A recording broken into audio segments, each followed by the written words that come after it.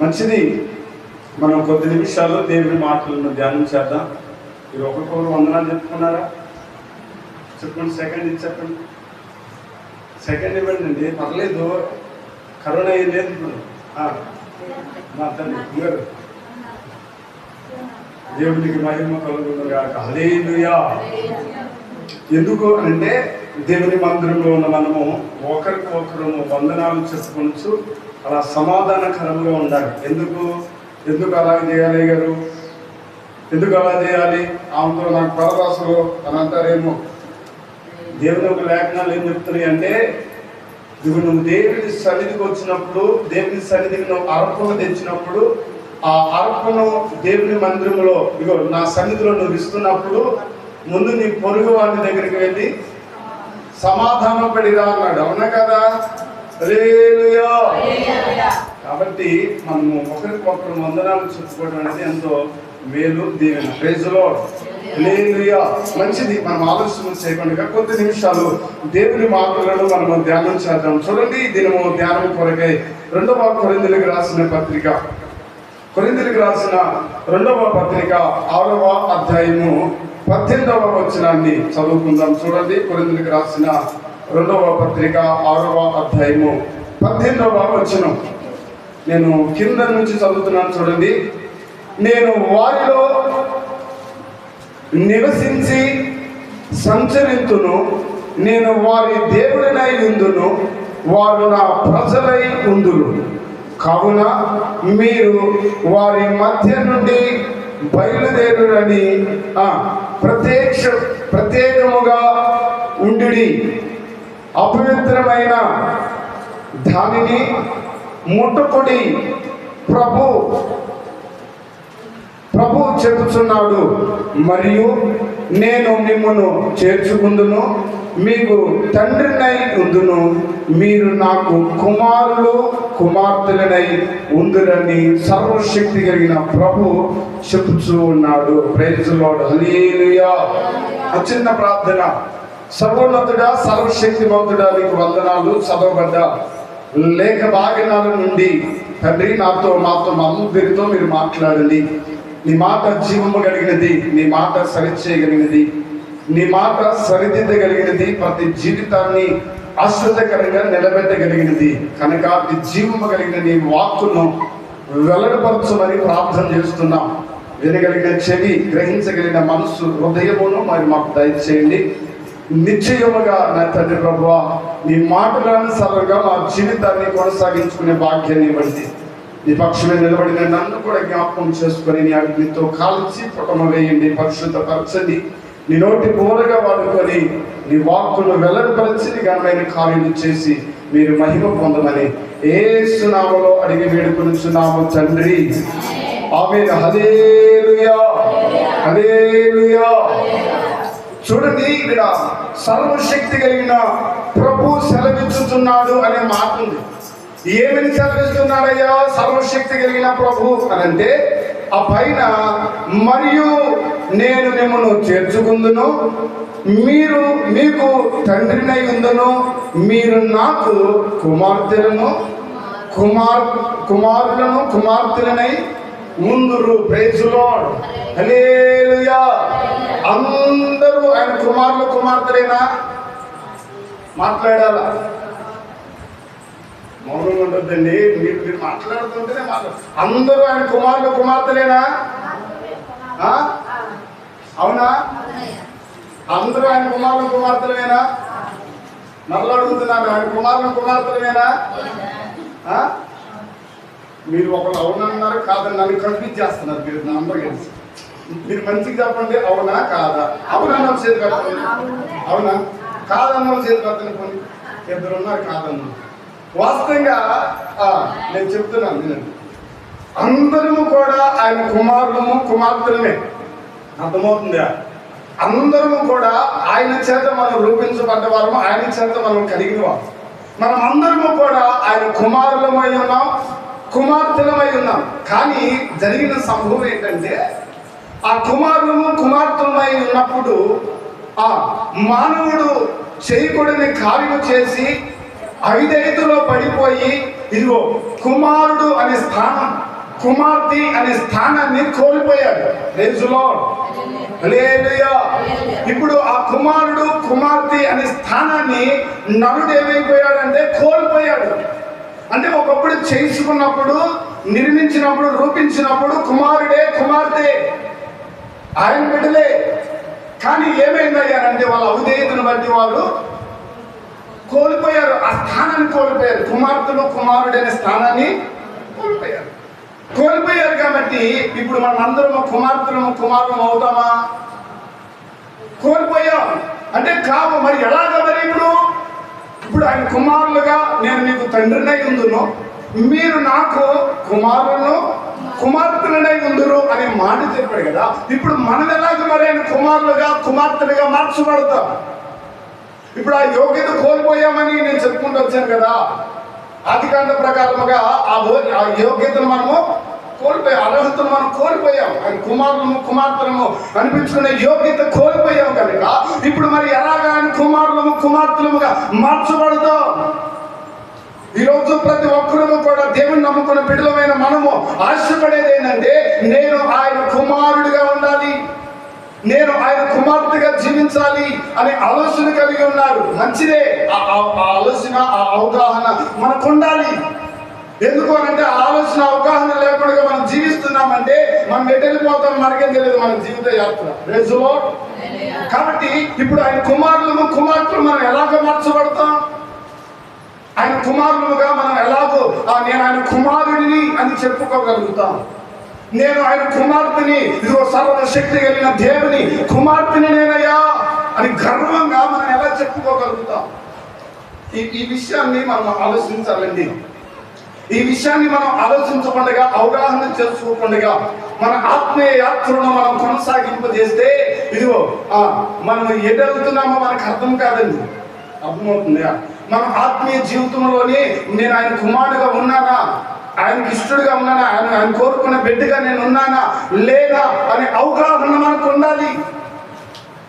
ఈరోజు మీరు దేవుని కుమారులా కుమార్తెలు కాదా అని నేను మీకు తీర్పు తీర్చను, కానీ నేను అసలు తీర్పు తీర్చడానికి కూడా రాలేదు. కానీ వాక్యాన్ని బట్టి మిమ్మల్ని మీరే పరీక్షించుకోండి.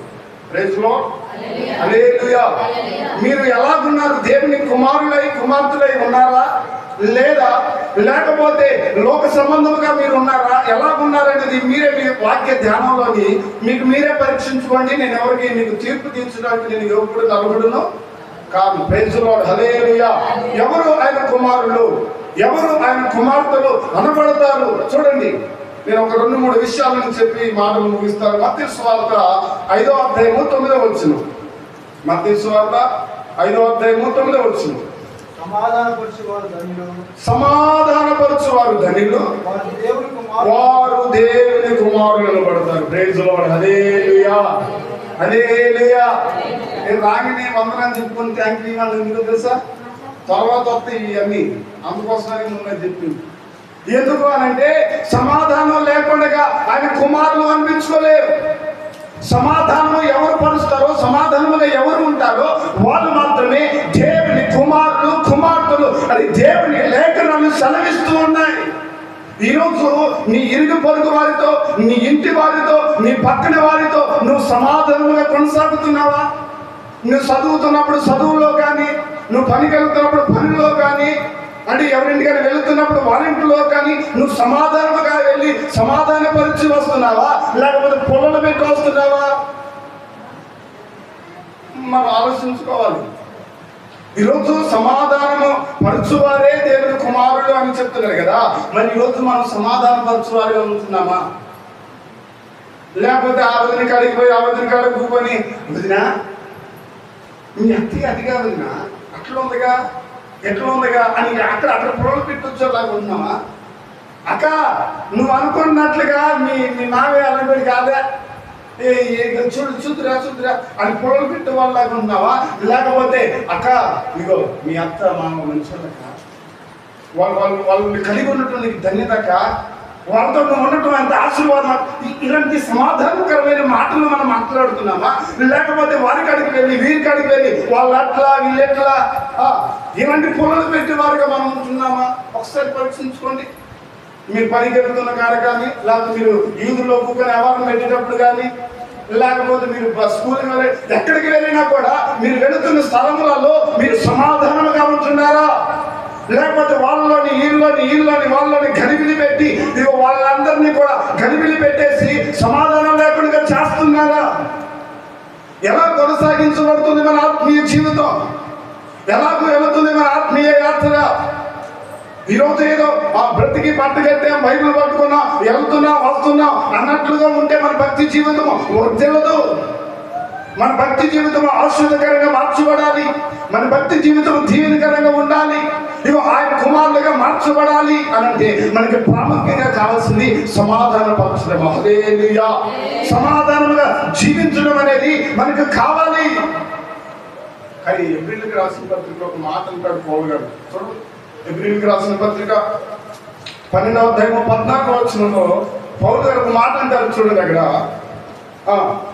ఎబ్రీయులకు రాసిన పత్రిక 12:14, అందరితో సమాధానమును పరిశుద్ధతయు కలిగి ఉండుటకు చూడండి. అందరితో సాధ్యమైన మట్టుకు, సాధ్యమైందో నువ్వు ఎంత మట్టుకు నీ పొరుగు వారితో సమాధానం ఉండగలవో, నువ్వు ఎంత మట్టుకు నీతో ఉంటున్న వారితో సమాధానం, అంత మట్టుకు కూడా నువ్వు ప్రయత్నం చేయి. నువ్వు ఎంతసేపటికి ఎలా ఉండాలంటే సమాధానపరచబడివాడిగా ఉండాలి. సమాధానంగా కలిగిన దానిగా నువ్వు జీవించాలి. అప్పుడు దేవుని కుమార్తె అనబడు. అందుకే పౌలు గారు అంటాడు, నువ్వు అందరికంటే ఏమన్నాడు అక్కడ, అందరితో సమాధానం కలిగి ఉన్నానంటున్నాడు. అంటే ఎంత మట్టికి నీకు చేతలేదో, నువ్వు ఎంత మట్టికి సమాధానం కలిగి ఉంటావో వారందరితో సమాధానం కలిగి ఉండు. హల్లెలూయా. ఈ సమాధానం అనేది ఎలా వస్తుంది అని అంటే, ఈ సమాధానకరమైన జీవితం మనలోకి ఎలా వస్తుంది అని అంటే, దాంట్లో కూడా నేను కొన్ని విషయాలు చెప్తాను. చూడండి, సమాధానకరంగా మనం ఎలా ఉండగలుగుతాం, సమాధానకరంగా మనం ఎలా వెళ్ళగలుగుతామంటే, తిమోతికి రాసిన పత్రికలోని చెప్తాడండి. తిమోతికి చెప్తాడు పౌలు గారు. చూడండి, తిమోతికి రాసిన 2వ పత్రిక 2వ అధ్యాయము 22వ వచనం. 2వ అధ్యాయము 22వ వచనం. నీవు యవనేచ్ఛల నుండి పారిపోము, పవిత్ర హృదయుడవై ప్రభువునకు ప్రార్థన చేయువారితో కూడా నీతిని విశ్వాసమును ప్రేమను సమాధానమును వెంటాడుము. అంటే చూడు, తిమోతితో చెప్తున్నాడు, నువ్వు యవనించల నుంచి పారిపో. నువ్వున్న ఎడవనే ఆ స్థితి నుండి పారిపోయి, ఇదిగో నువ్వు ఎవరితో ఉంటావంటే ప్రార్థన చేయవారితో, పరిశుద్ధత కలిగి ఉన్న వారితో, ఇదిగో దేవునితో అంటుకట్టబడిన వారితో నువ్వు సమాధానం కలిగి వారితో ఉండు. అంటే ఇక్కడ ఎవరైతే ప్రార్థన అనే అనుభవం కలిగి ఉంటారో వారు మాత్రం సమాధానముగా మార్చబడతారు. హల్లెలూయా. ప్రార్థన అనే అనుభవం మనలో లేకపోతే, ప్రార్థన అనే జీవితమే మన బ్రతుకులో లేకపోతే మనం సమాధానం పరచబడలే, సమాధానముగా జీవించలే. ఎప్పుడైతే ప్రార్థన అనే అనుభవం మనలో ఉంటుందో ఆ ప్రార్థన అనుభవం బట్టి, వారితో మనం సహవాసం చేస్తున్న విధానం బట్టి మనము దేవుని కుమారులుగా మార్చబడతాం. హల్లెలూయా. అంటే మనము ప్రార్థన అనే అనుభవంలో మనం చేరాలి. ఆ ప్రార్థనతో కూడా మనము ప్రార్థన చేయవారితో కూడా కలిసి సమాధానముగా మనం వెళ్ళాలి. కాబట్టి ప్రార్థన చేయడం అనేది ప్రాముఖ్యం. మన ప్రార్థన అనుభవం మనలో ఉంటే మనం నిశ్చయముగా ప్రతి ఒక్కరితో సమాధానం కలిగి ఉంటాం. హల్లెలూయా. ప్రార్థన లేకపోయింది అనుకోండి, మనల్ని ఎవరు ఏర్పడి చేస్తారు? సాతాను ఏర్పడి చేస్తాడు. ఇక వారి ఇష్టం, వాళ్ళని రేపుతాడు, వీళ్ళని రేపుతాడు, ఇంట్లో వాళ్ళు రేపుతాడు, పక్క వాళ్ళు రేపు, అందరినీ రేపి గలిబిలి అయిపోతుంది. ఈరోజు అనేక కుటుంబాలు గలిబిలి అయిపోవడానికి కారణం ఇదే. మరొకటే కాదు. ఈరోజు కుటుంబంలో సమాధానం లేకపోవటం, కుటుంబంలో నెమ్మది లేకపోవటం, కుటుంబము సమాధానకరంగా బ్రతకలేకపోవటం, కుటుంబము ఆశ్చర్యకరంగా మార్చబడలేకపోవటం, కుటుంబము దీవెనకరంగా మార్చబడలేకపోవటం గల కారణం ఏంటంటే ప్రార్థన అనుభవం లేదు, మోకాళ్ళ అనుభవం లేదు, కనిపెట్టుకునే అనుభవం లేదు. ఇగో ప్రార్థన చేయబడితో కూడా కలిసి సహవాసం లేదు. ఈరోజు ఆ సహవాసం లేకనే సమాధానం లేకుండా మనం జీవిస్తూ ఉన్నాం. ఈరోజు ఒక మాట నేను అడుగుతాను.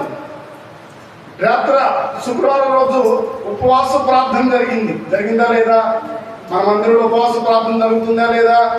తెలిసిన చేతి లేకపోతే ఉపవాస ప్రార్థన జరుగుతుంది శుక్రవారం అని తెలిసిన చేతి పెట్టండి. 1 2 3 4 5 తెలుసా శుక్రవారం ఉపవాస ప్రార్థన జరుగుతుందని? సరే మీకు తెలియదు అంటున్నారు కాబట్టి తప్పు అయ్యగారి మీద ఏళ్ళ మీద మోపుతున్నారు కాబట్టి మరలా నేను చెప్తున్నాను, ప్రతి శుక్రవారం ఉపవాస ప్రార్థన జరుగుతుంది. ఉపవాస ప్రార్థనలో ప్రార్థన చేసే వారితో కూడా కలిసి ఎప్పుడు నువ్వు ప్రార్థన చేయగలుగుతున్నావు ఒకసారి గమనించు. ఇప్పుడు ఉపవాస ప్రార్థన శుక్రవారం దినము ఇగో మనము దేవుని సన్నిధిలో గడిపి దేవుని సన్నిధిలో ఉపవసించి ప్రార్థన చేస్తే మనం గొప్ప కార్యములు చూడగలమని యేసుక్రీస్తు ప్రభువే చెప్పారు. ఏమన్నారు యేసుక్రీస్తు ప్రభు భూమి మీద? మీరు ఉపవసించి ప్రార్థన చేసిన ఎడలా ఏం చూస్తామంట?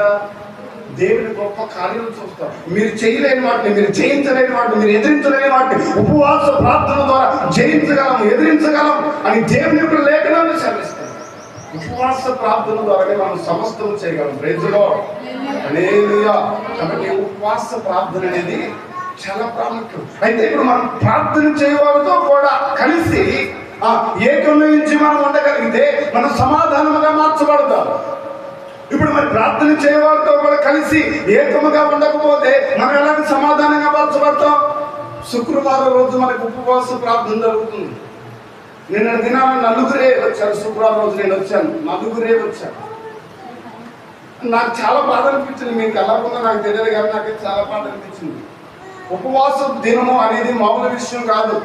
ఈ ఆత్మీయ జీవిత యాత్రలో మనం ఆత్మీయంగా నిలబడాలి, ఆ నిత్య రాజ్యానికి చేరాలి. ఇదిగో దేవునితో కూడా ఆ నిత్య రాజ్యంలో మనం ఉండాలి అంటే మనం కడుపు కట్టుకోవాలి, నడుము కట్టుకోవాలి, కడుపు కుట్టుకోవాలి. దేవుని సన్నిధిలో ప్రార్థించుతో వారితో పాటు, దైవ సేవకులతో పాటు, దైవ సేవకురాలతో పాటు, ఇగో సంఘముతో పాటు ఉపవసించి మొరపెట్టాలి, గోజాడాలి. ఇప్పుడు ఉపవాస ప్రార్థన లేకపోతే నీకు సమాధానం ఎలా ఉంటుంది? ఉపవాస ప్రార్థన విడిచి నీకు నచ్చినట్లుగా నువ్వు తిరుగుతుంటే నీకు ఎలాగో సమాధానంగా ఉండగలుగుతావు? ఈరోజు సమాధాన పరచు వారే దేవుని కుమారుడు, కుమార్తెలు. మరి మనం సమాధానంగా ఉంటున్నామా? ప్రార్థన చేయవాళ్ళతో కూడా కలిసి ఆ సమాధానం అనే దాన్ని మనం కొనసాగింపజేసుకుంటున్నామా? ఒకసారిగా మనం పరిస్థితి. ఇంకో మాట ఎలా మనం సమాధానంగా ఉంటామంటే చూడండి, ఎఫెసీయులకు రాసిన పత్రికలో చెప్తాడు ఒక మాట. ఎఫెసీయులకు రాసిన పత్రిక 6వ అధ్యాయం 15 వచ్చింది. 6:15 పాదములకు సమాధానము సువార్త వలనైన సిద్ధ మనసును జోడులు తొడుగుకొని నిలవబడుడి. Praise lord. సమాధానముకరమైన సువార్తను మనం చెప్పవచ్చు. Praise lord. మనం సమాధానంగా ఉండాలి అని అంటే ఏమంటారు తెలుసా? మనం అనుకోండి, సువార్త వాక్యం ఉండాలి, దేవుని వాక్యం మనలో ఉండాలి. ఈరోజు దేవుని వాక్యం మనలో లేకపోతే ఇరుగు వారితో పొరుగు వారితో ఎలా సమాధానంగా మనం మార్చబడగలుగుతామండి? ఎలాగ మనం మార్చబడగలుగుతాం? మనం ఇరుగు వారితో పొరుగు వారితో సమాధానంగా ఉండాలంటే ముందు దేవుని వాక్యం ఉండాలి. దేవుని వాక్యం మనలో ఉంటే అప్పుడు దేవుని వాక్యం మనం హెచ్చరిస్తే, అయ్యో దేవుని వాక్యం ఎలా చెప్తుంది, నేను ఇలా ఉండకూడదు కదా, నేను ఇటు వెళ్ళకూడదు కదా, నేను ఇది చూడకూడదు కదా అని అవగాహన ఉంటుంది దేవుని వాక్యం మనలో ఉంటే. ఈరోజు దేవుని వాక్యం మనలో లేకపోతే ఏది చూడాలంటే చూస్తావు, ఎటు వెళ్ళాలంటే వెళ్తావు, ఏది చేయాలనుకుంటే చేస్తావు. సమాధానం ఉండలేము. కానీ సమాధానం ఉండాలంటే సమాధానం మనం జోళ్ళను తొడుగుకొని ఉండాలి. సువార్త అనే జోళ్ళను తొడుగుకొని ఉండాలి. అది నీ హృదయంలో ఉండాలి. వాక్యం ధ్యానం ఎప్పుడు నీ హృదయంలో ఉంటుందో, వాక్యం ఎప్పుడు నీ హృదయంలో దాచుకుంటావో, దాన్ని నువ్వు జోడుగా ధరించుకొని ఎప్పుడు నువ్వు బయటకు వెళ్తావో ప్రతి ఒక్కరితో సమాధానం కలిగి ఉంటావు. హల్లెలూయా, హల్లెలూయా. ఎక్కడికి చెప్తాము? హల్లెలూయా. మరొక మాట, యోబు భక్తుడు అంటాడు, ఎలా నువ్వు సమాధానం ఉంటావు అనేది యోబు భక్తుడు అంటాడు. 22:21 చూడండి ఒకసారి. యోబు గ్రంథం 22:21. యోబు గ్రంథం ఆయనతో సహవాసము చేసిన ఎడల నీకు సమాధానం కలుగుతుంది. హల్లెలూయా. ఎట్లా సమాధానం కలుగుతుందక? ఆయనతో సహవాసం చేస్తే సమాధానం. ఇప్పుడు ఆయనతో సహవాసం చేయకపోతే నీకు సమాధానం ఎట్లా వచ్చింది అసలు? ఇప్పుడు సమాధానం పరచువారు దేవుని కుమారులు అంటున్నారు కదా. ఇప్పుడు మనం సమాధానం పరచాలంటే ప్రైజ్ ది లార్డ్, హల్లెలూయా. మనం సమాధాన పరచబడాలి అంటే మన సహవాసం ఎవరితో ఉండాలి? ఎవరితో ఉండాలి? దేవునితో ఉండాలి. అవునా? ఉందా మరి దేవునితో మన సహవాసం? దేవునితో సహవాసం చేస్తున్నామా? ఆ దేవుని సహవాసంలోనే కొనసాగుతున్నామా? దేవుడు చెప్పినట్లే మనం వెళ్తున్నామా? దేవుడు చెప్పినట్లే మనము కూర్చుంటున్నామా? దేవుడు చెప్తున్నట్లే మనం పండుకుంటున్నామా? దేవుడు చెప్తున్నట్లే మన జీవిత యాత్రను మనం కొనసాగింపజేస్తున్నామా? ఆయనతో సహవాసం చేస్తే నీకు సమాధానం అన్నారు కదా. ఇప్పుడు మీరు ఆయనతో సహవాసం చేయగలుగుతున్నారు. ఎంత నీ సహవాసం ఎంత? మనుషులతో ఎంత సహవాసం చేస్తున్నావు? దేవునితో ఎంత సహవాసం చేస్తున్నావు? నువ్వు ఎంత సహవాసం కలిగి దేవుల్లో ఉండగలుగుతున్నావు అనే విషయాన్ని గ్రహించాలి. ప్రేజులో ఇవన్నీ మీలో ఉంటే మీరు సమాధానపరచబడే వారైతే నిశ్చయంగా మీరు దేవుని కుమారులే. ప్రేజులో హల్లెలూయా. సమాధానపరచువారు ధన్యులు, వారు దేవుని కుమారులు. ఇప్పుడు నేను చెప్పిన ఇవన్నీ కూడా మనలో ఉంటే మనం నిశ్చయముగా కుమారులమే. మీరు అవునా కాదా అనేది మిమ్మల్ని మీరు పరీక్షించుకోండి. దాని గురించి నేను చెప్పను, నేను తీర్చును. ప్రేజులో ఇంకొక మాట చెప్తాను. ఎవరు ఆయన కుమారులు అని అంటే చూడండి, ఆ గలతీయులకు రాసిన పత్రిక 3వ అధ్యాయము 26వ వచనం. 3వ అధ్యాయము 26వ వచనం. యేసుక్రీస్తునందు మీరందరూ విశ్వాసము వలన దేవుని కుమారులై ఉందురు. Praise lord. రెండోది ఎలాగ మనం ఆయన కుమారులై ఉంటామంటే యేసుక్రీస్తునందు ఎవరైతే విశ్వాసం ఉంచుతారో వారు మాత్రమే దేవుని కుమారులు అంట. Praise Lord. హల్లెలూయా. ఇప్పుడు ఆయన యందు ఎవరు విశ్వాసం కలిగి ఉంటారు? విశ్వాసం యాత్రలో ఆయన మీద ఆధారపడి ఎవరు కొనసాగుతారో, ఆయన మీద ఎవరు అంతగా ఆధారపడి నమ్మకం నుంచి కొనసాగుతారో వారు దేవుని కుమారులు అని దేవుని వాక్యం చెప్తుంది. Praise Lord. హల్లెలూయా. మన విశ్వాసం ఎక్కడ? మన విశ్వాసం ఎక్కడ? విశ్వాసం అనే మాటకు అర్థం చెప్పండి. పోనీ విశ్వాసం అనే మాటకు అర్థం ఏంటి?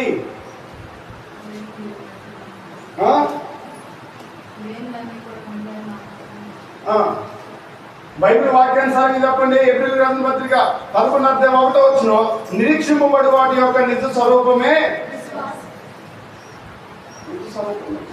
అంటే నిరీక్షింపబడి వాటి యొక్క నిజ స్వరూపం అనగా మనము ఇక్కడ ఇది ఉంది, దేవుడు ఇక్కడ ఉన్నాడు, దేవుడు మన మధ్య ఉన్నాడు, దేవుని శక్తి ఇక్కడ ఉంది, దేవుని శక్తి చేత నేను నడిపించబడుతున్నాను, దేవుని ఆత్మ చేత నేను నడిపించబడుతున్నాను, దేవుని అభిషేకం నాలో ఉన్నదని ఎవడు అంత పరిపూర్ణంగా దేవుని మీద ఆధారపడి విశ్వాసం ఉంచుతాడో అది నిజ రూపంగా మార్చబడుతుంది. హల్లెలూయా.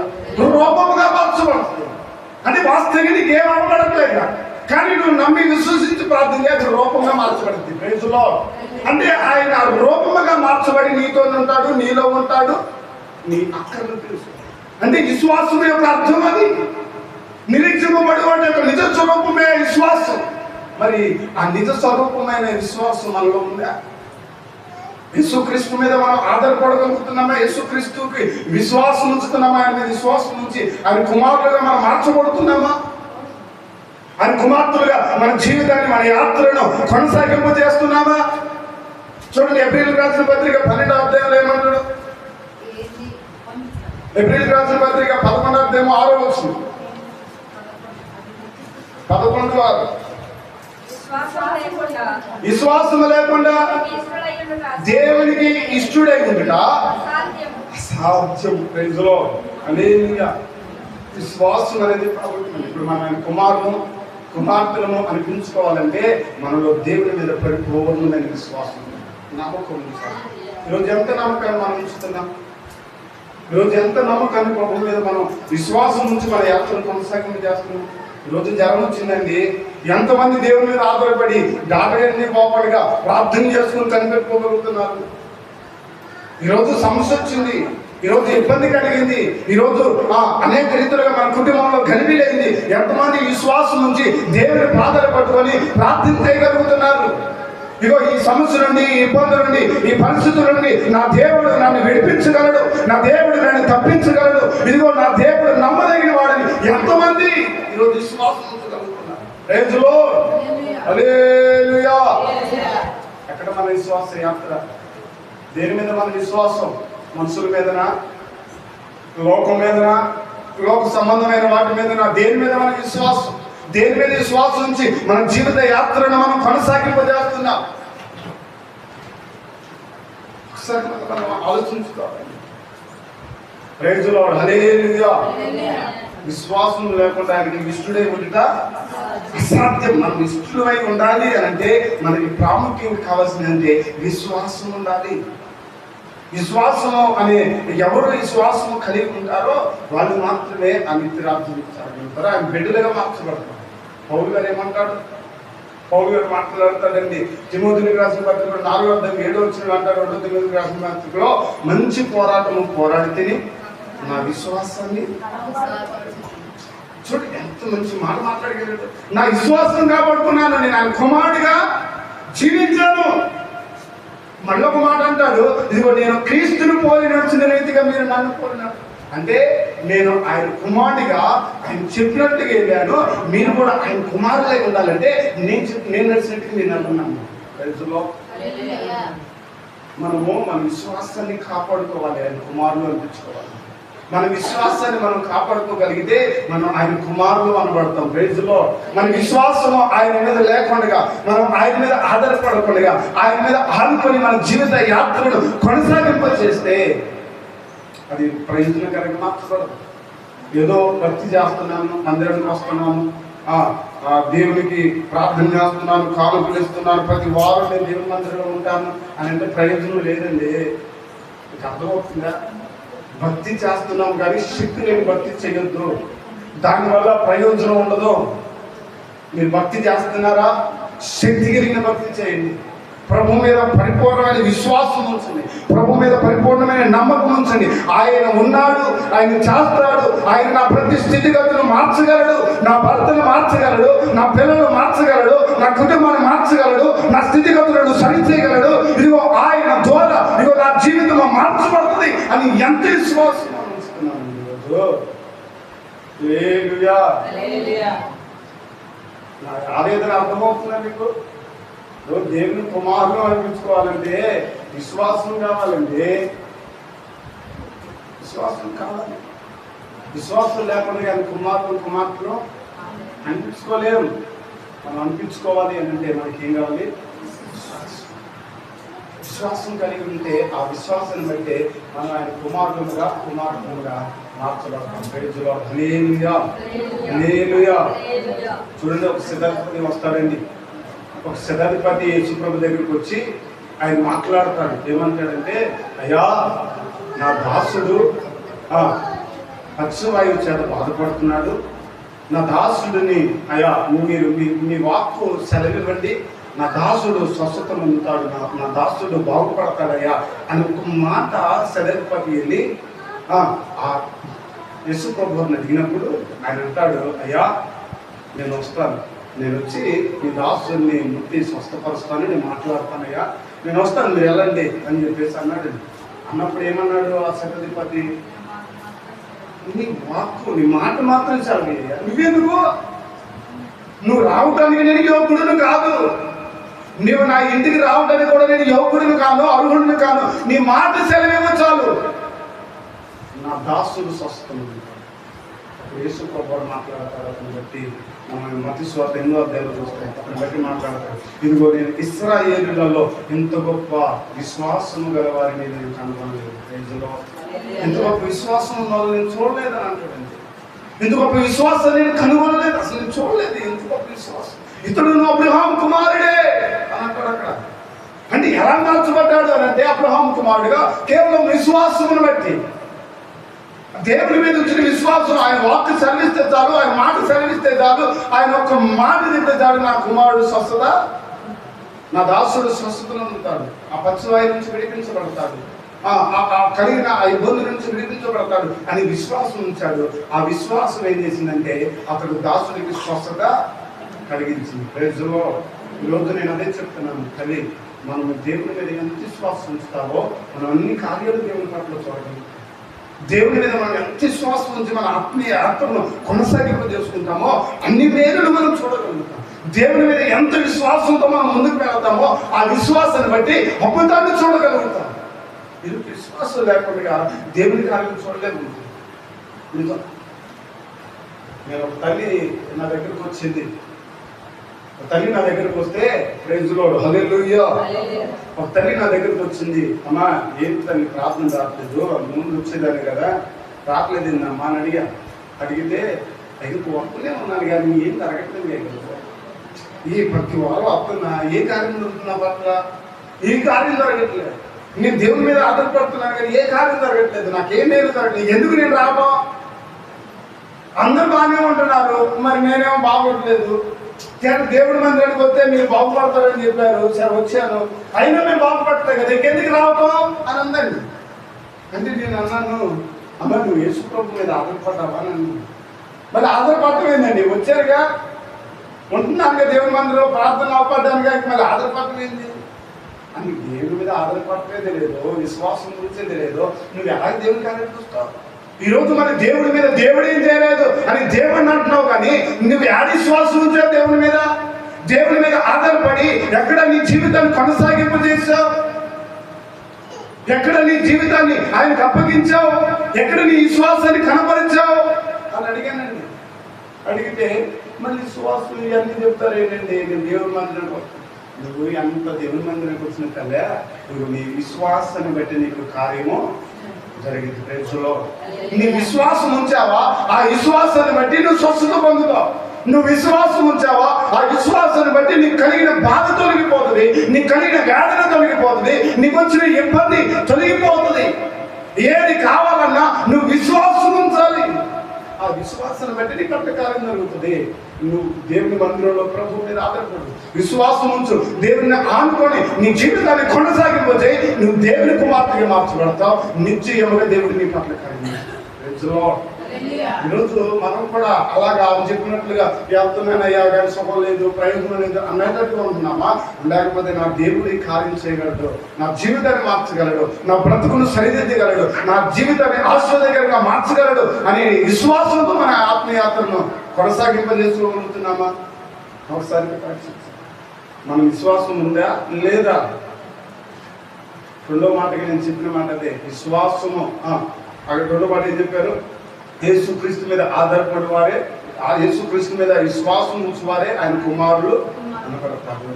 ఈరోజు మన విశ్వాసం ఎక్కడో ఒకసారిగా మనం పరీక్షించుకున్నాం. మనం ఆయన కుమారులు అని చెప్పుకుంటున్నాం కదా, కుమార్తెలు అంటున్నాం కదా, మన విశ్వాసం ఎక్కడుంది? ఆయన మీద ఉందా? నిజంగా నువ్వు కుమార్తెవి, కుమారుడివి. మరి విశ్వాసం ఎక్కడ ఉంటే ఒకసారి పరీక్షించు. ఎన్ని మాటలు చెప్పాను నేను? 2 మాటలు చెప్పాను. ఆయన కుమార్తెను నడిపించుకోవాలంటే ఏముండాలి? మొదటిగా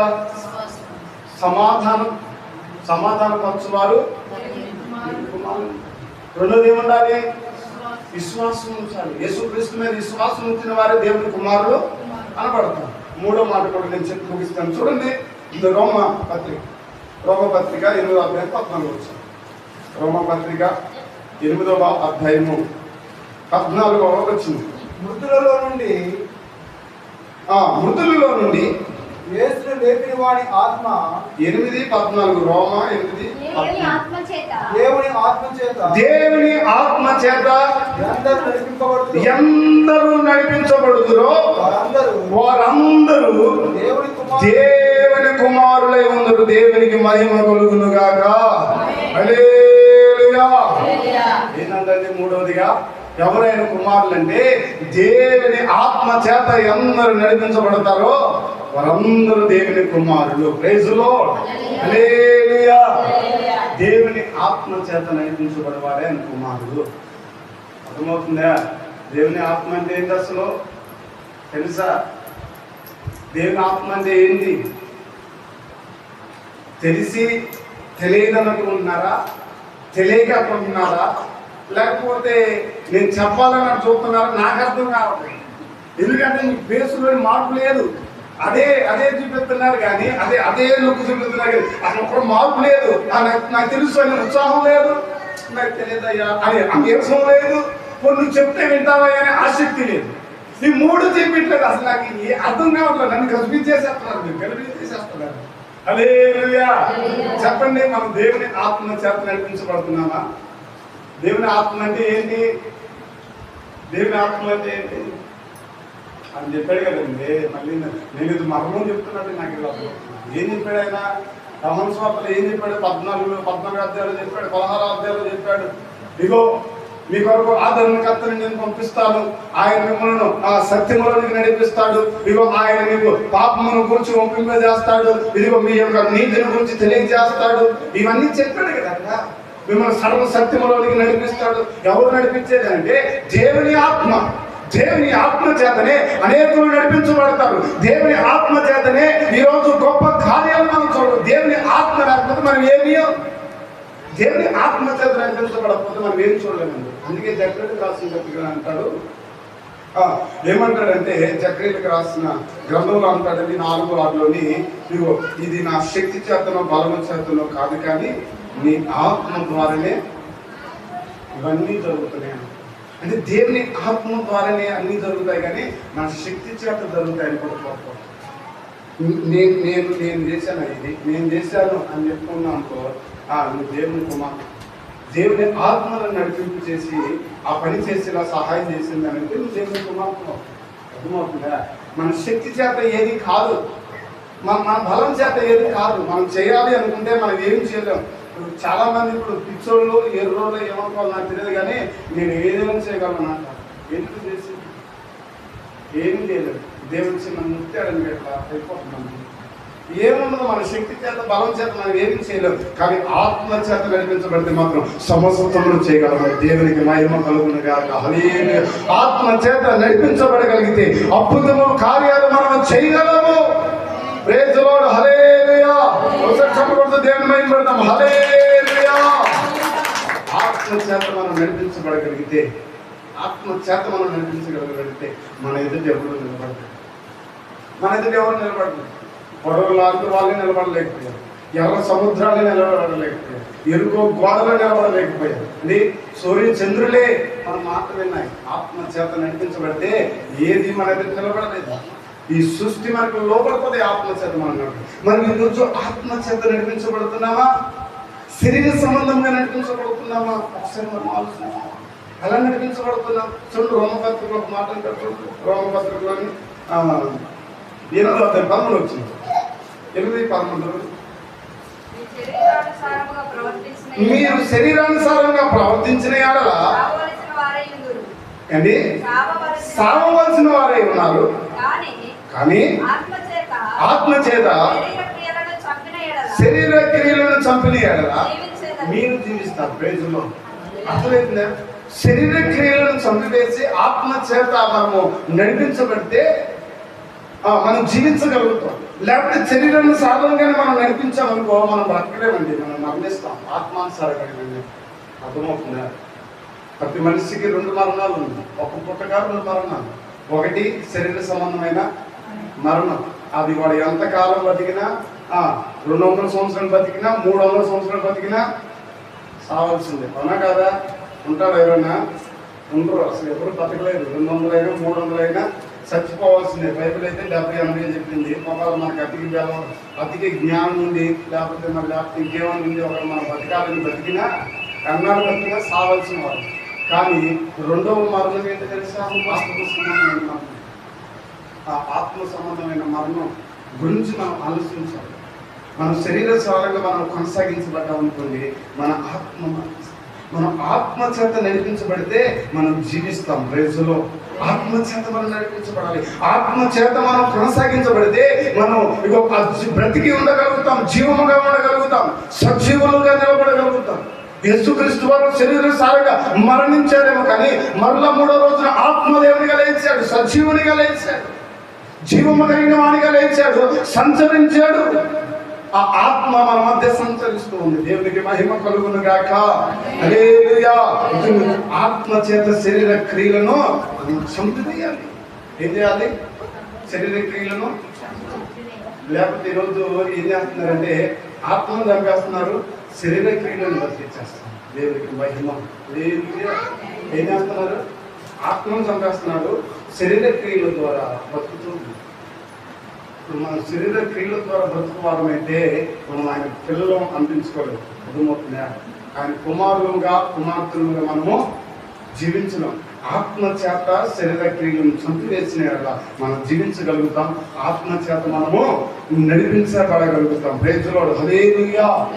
కాబట్టి మనం ఆత్మానుసారంగా నడుచుకున్నామా, శరీరానుసారంగా నడుచుకున్నామా, ఆత్మ చేత నడిపించబడుతున్నామా, శరీరము కోరుకున్నట్లుగా నడిపించబడుతున్నామా? సరిగ్గా ఆలోచించండి.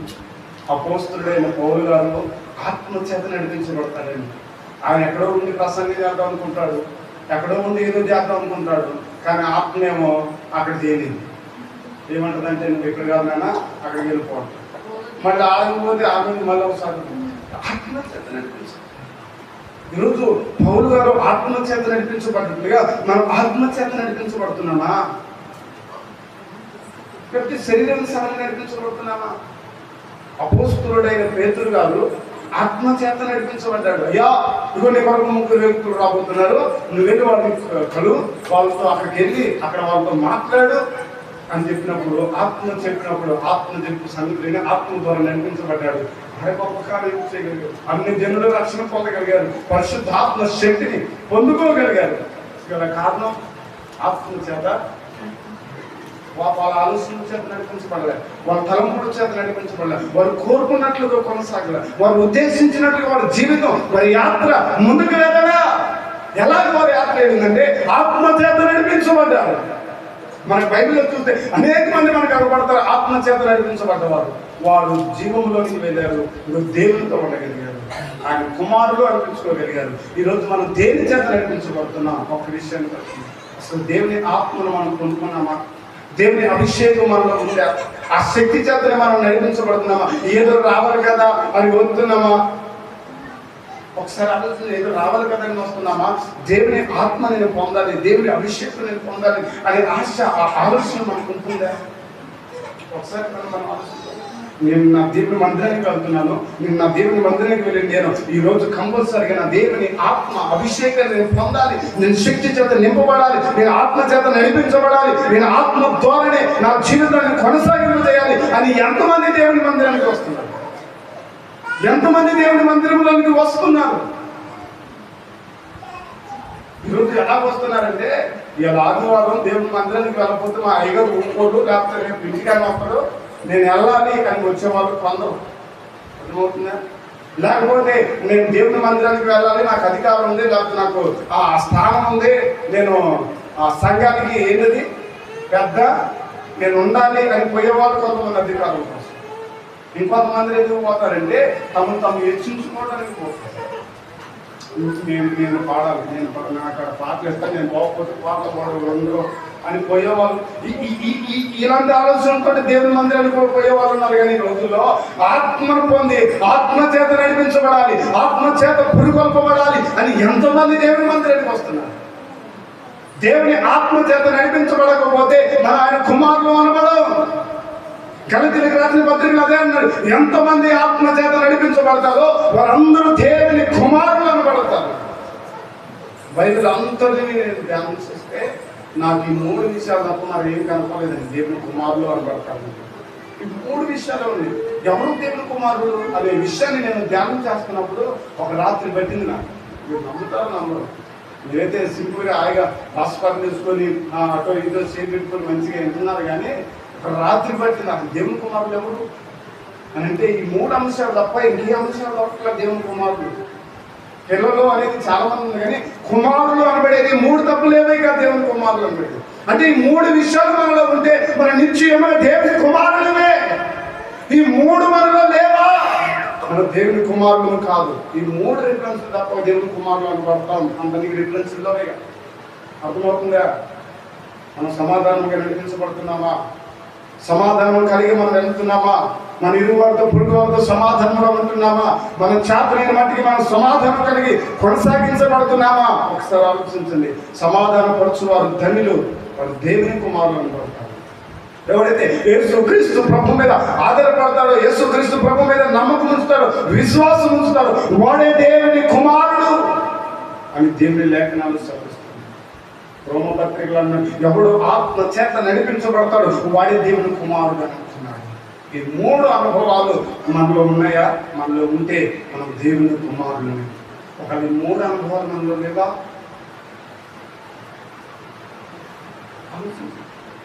విశ్వాసంలో కొనసాగుతున్నామా, సమాధానం కలిగి కొనసాగుతున్నాం, ఆత్మ చేత నడిపించబడుతున్నామా? ఆత్మ ఏం చేస్తుందంటే మనం చేయాలనుకున్నది చేయదు. ఆత్మ తను ఉన్నతమైన స్థితిలోని మనం నడిపించింది. ఈరోజు ఆత్మ చేత నడిపించింది. ఒకసారిగా మనం పరీక్షించుకున్నామండి. మనం ఎవరిని జీవించడానికి రాలేదు, కానీ ఇగో దేవుని వాక్కు చెప్తుంది, ఇగో ఆత్మ చేత నడిపించబడ్డ వారిని విశ్వాసం నుంచి వారే, ఆయన మీద బహుగా ఆధారపడి వారే దేవుని కుమారులు. అదే సమాధానపరచాలని దేవుని కుమారులు. ఈరోజు ఈ 3 క్వాలిటీస్ మనలో ఉన్నాయా? ఈ 3 క్వాలిటీస్ చేత మనం నడిపించబడుతున్నామా? లేకపోతే ఏదో వెళ్ళాలి కదా, వాళ్ళు రావాలి కదా, కాలు లేవాలి కదా, లేకపోతే ప్రార్థన చేయించుకోవాలి కదా, ప్రార్థన చేయాలి కదా, కనబడాలి కదా, మరి దేవుడు చెప్పాడు కదా, 6 దినాలు కష్టపడి 7వ దినం దేవుని మందిరానికి పోండి అని చెప్పాడు కదా, అందుకు పోవాలి కదా అన్నట్టు వస్తున్నామా? ఎలా వస్తున్నాము దేవుని? నేను పోయిన ఆదివారం కాక ఆ పోయిన ఆదివారం చెప్పిన మాట ఏంటంటే, దేవుని మందిరానికి వస్తున్నప్పుడు నీ ప్రవర్తన ఎలా ఉందో చూసుకోవాలని మాటలు మాట్లాడాను. గుర్తుందా? హల్లెలూయా. చాలామంది గుర్తుండదు. ప్రవర్తన ఎలా ఉంది, అది ప్రవర్తన చూసుకుని దేవుని మందిరానికి రండి అనే అంశం గురించి మాట్లాడాను. ఈరోజు రెండవదిగా నేను మాట్లాడుతుంది ఏంటంటే, మనం ఆయన కుమారులు అనబడాలంటే ఈ 3 విషయాలు మనలో ఉండాలి. దేవునికి స్తోత్రం. మనం ఎలా కొనసాగుతున్నాం? ఒక చిన్న తీర్మానంతో మనం ప్రార్థన చేస్తున్నాం. అందరూ కూడా మోకరిద్దాం, ప్రార్థన చేసుకున్నాం. మనం ఎలా కొనసాగించబడుతున్నాం? ఆయన కుమారులు అనిపించుకోగలుగుతున్నామా? ఆయన కుమార్తెలను అనిపించుకోగలుగుతున్నామా? లేకపోతే ఏదో వెళ్ళాలి కదా అన్నట్లుగా వెళ్తున్నామా? ఉండాలి కదా అన్నట్లుగా ఉంటున్నామా? ఎలా కొనసాగించబడుతున్నాం? ఒకసారి మనం పరీక్షించుకున్నాం. అందరూ కూడా మోకరించి ప్రభుని అడగండి. ఎవరు మౌనం ఉండదు. ఇది అసలు మౌనం ఉండే సమయమే కాదు. ఎవరు మౌనం ఉండకుండా, అయ్యా నీ మందిరానికి వస్తున్నాను, నీ సన్నిధికి వస్తున్నాను, రావటం వెళ్ళటం కాదు, కానీ వచ్చిన నేను అయ్యా సమాధానకరంగా ఉంటే నీ కుమారుడిని కుమార్తెని అని మాట్లాడారయ్యా. విశ్వాసం ఉంచితే నీ కుమారుని కుమార్తెను అని మాట్లాడారయ్యా. ఇదిగో ఆత్మ చేత నడిపించబడితే నీ కుమారుని కుమార్తెని అని మాట్లాడారయ్యా. ఇదిగో ఈ 3 క్వాలిటీస్ నాలో లేవయ్యా. ఈ 3 క్వాలిటీస్ నాలో లేవయ్యా. ఇదిగో ఈ అనుభవాలు లేకుండా నేను వస్తున్నానయ్యా. నన్ను దయతో క్షమించండి. ఈ అనుభవాలను నాకు ఇవ్వండి. ఈ అనుభవాల చేత నన్ను నడిపించండి అయ్యా అని ప్రార్థన చేద్దాం. అందరూ స్వాగతిద్దాం. ఇగో గొప్ప అవకాశం. దేవుడు మన ప్రార్థన వింటున్నాడు, మన విన్నపాలు వింటున్నాడు, మనం ఆయన అడిగేది ఆయన వింటున్నాడు. ఆయన నువ్వు చేసే ప్రార్థన ఆయన చూస్తున్నాడు, నీ మొర ఆయన వింటున్నాడు. ఈరోజు నేను ఆయన కుమార్తెగా చేసుకోవాలని ఈరోజు నీతో మాట్లాడుతున్నాడు. ఆయన కుమార్తెగా చేసుకోవాలని ఆయన నీతో మాట్లాడుతూ ఉన్నాడు. ఆయన బిడ్డగా నేను చేసుకోవాలని ఆయన నీతో మాట్లాడుతున్నాడు. ఇప్పుడు ఆయన నీతో మాట్లాడినప్పుడు నీవు ఇది లేదయ్యా నాలో అని ఒప్పుకొని ఆయన బాధలు ఏదో పెట్టగలుగుతున్నావా? ఈరోజు నువ్వు పెట్టగలిగినట్లయితే నిశ్చయముగా సర్వోన్నతుడగు దేవుడు ఆయన కుమార్తెగా కుమారుడిగా నేను మార్చబోతున్నాడు. ఒక చిన్న ప్రార్థన చేయి. అయ్యా ఇదిగో నేను ఇంతవరకు సమాధానపరచువాడిగా ఉండలేదు, సమాధానంగా పరచడానికి నేను ఉండలేదు, సమాధానంగా నేను నడిపించబడలేదు. నన్ను దయతో క్షమించండి. ఇగో సమాధానపరచువారి దేవుని కుమారులు అన్నావు కదా. ఇగో నేను సమాధానపరచుదానిగా ఉండాలి, సమాధానపరచువాడిగా నేను ఉండాలి అయ్యా. ఇతరుల పట్ల పొలలు పెట్టేవాడిగా నేను ఉండకూడదు అయ్యా. లేనిపోని గొడవలు పెట్టేదానిగా నేను ఉండకూడదు. సమాధానపరచడానిగా సమాధానపరచువాడిగా నేను ఉండాలయ్యా. అలాగూ సహాయం చేయండి. ఎలాగా సమాధానం వస్తుంది? ప్రార్థన చేయవారితో కూడా కలిసి ఉన్నప్పుడే. ఇగో నైనా ప్రభువా, అయ్యా ఇదిగో నైనా తండ్రి, ఇగో నైనా ప్రభువా నీకు వందనాలు. సువార్త అనే జోళ్ళు, సమాధానకరమైన జోళ్ళు, వాక్యం అనే జోళ్ళు తొడుగుకుంటేనే మేము సమాధానంగా ఉండగలమని మాట్లాడారు. ఇదిగో నీతో సహవాసం చేస్తే మాకు సమాధానం అని మాట్లాడారు. అవును, మేము సమాధానంగా ఉండాలి, సమాధానం పరచబడాలి, సమాధానాన్ని నడిపించబడాలంటే ప్రార్థన చేయవారితో కలిసి ఉండాలి అయ్యా. వాక్యం అనే జోళ్ళు తొడుగుకొని ఉండాలి. ఇగో నీతో సహవాసం చేస్తే సమాధానం అన్నామయ్యా. ఇగో నేను తండ్రి ఈరోజు ఆ సమాధానం కలిగి నా జీవితం కొనసాగించుకోవాలి. ఆ సమాధానంతో నా బ్రతుకు వెళ్ళాలయ్యా. ఆ సమాధానంతో నేను ముందుకు కొనసాగించబడాలయ్యా.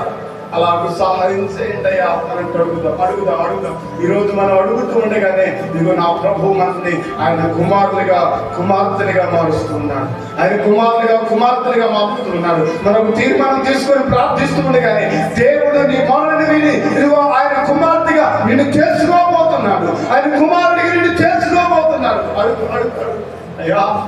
ఎంతమందికి విశ్వాసం ఉంచుకోవడం కొనసాగాను. మనుషుల మీద ఆధారపడ్డాను, లోకం మీద ఆధారపడ్డాను, వారి మీద ఆధారపడ్డాను, డబ్బు మీద ఆధారపడ్డాను, ఏళ్ళ మీద ఆధారపడ్డాను అయ్యా. ఇదిగో ఈ రోజు నీ మీద ఆధారపడాలని చెప్పావయ్యా. నీ అంత విశ్వాసం ఉంచుదానే నీ కుమార్తెలు అని అన్నావు కదయ్యా. ఇది మొదలుకొని నీ మీద విశ్వాసం ఉంచుతానయ్యా.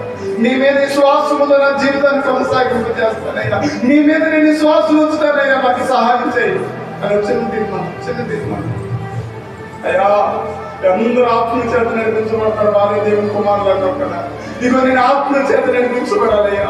నీ ఆత్మ ద్వారా నేను నడిపించబడాలయ్యా. నీ ఆత్మ ద్వారా నేను నడిపించబడి దానిగా నేను ఉండాలయ్యా. అలాంటి సహాయం చేయి. అలాంటి కృపణాన్ని పెట్టినాయి. నేను కూడా ఆత్మ చేత నడిపించబడాలి.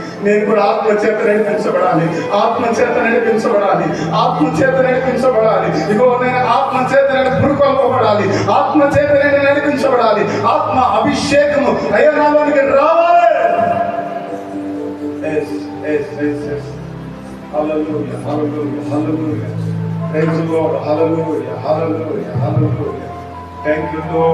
Thank you, Lord.